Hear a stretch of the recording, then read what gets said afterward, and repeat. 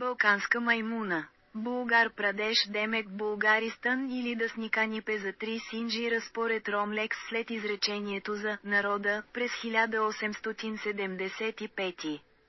У Булгаристан поредната политическа змия. Излиза с нова партия, тази нова партия ще бъде традиционно легнала в народните ръце или отново на държавна, заради промискуитет към чужда зелка на нова булка сахурка рунтава, за сукана издръжка.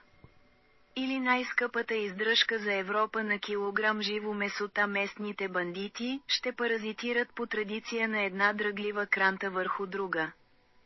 За които посланик Макълдал ни казва, един влиза, друг излиза, като назад-напред из храстите на българския секс.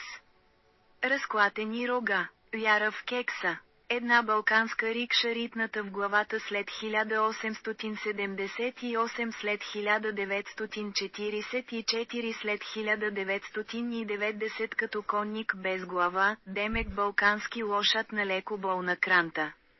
Андрешко знае най-добре. Всяка партия е куковица, която ще я храниш. Никой не предлага нищо, което да нахрани. Реколтата е болна и доволна. Клетници очакват конници, магарета и лошади. Пред огледалото. Някой снася нещо в супата гореща от народно духане. Издухано, раздухано, накрадено. Не забравяме, че резидентът главатар преди не много време, върху болната, от бесове, реколта върху жертвите. Години щедро управлява чрез служебния тамани нападението след 2020 под агенда на командно дишане в Европа, за каквото каже Чичо Боц. Чичо Боц от нощ. Описано е като геноцид от суверен чрез 77 страници за тази кал, в която все някой се прежали, да ти го покаже, не забравяме. Че резиденти фактурират цистерните на всеки самолет отгоре с ръчичка в джобчето, демек голяма тайна и през 2026. Пред доктор Гилотен, за кошница с малинов сок. Защо бягат като от тамян пред суверен, който идва? Защо Европа трие, изтрива официална информация?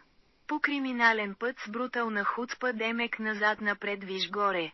В голямата игра са плъхове с банани, за папагали пред екраните.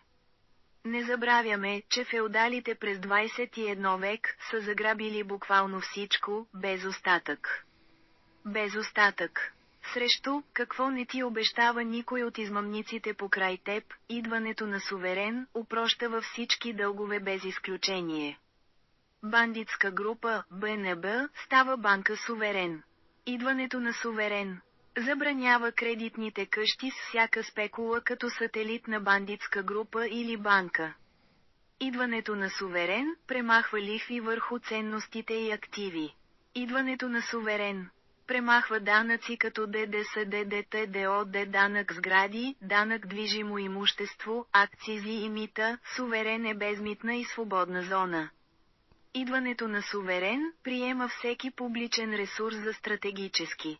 Идването на суверен, прави търговията свободно занимание, с дължим единствено законен 1% от всяка сделка.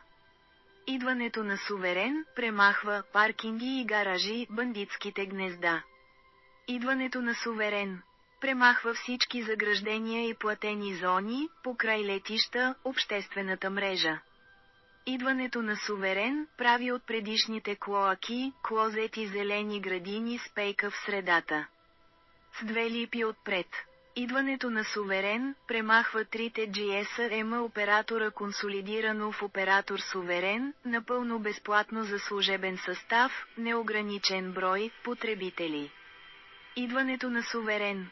Връща в личните ви карти информация за национална идентичност и принадлежност. Идването на суверен, прави възможно съществуването на всеки човек по член номер 1 като най-висшата ценност.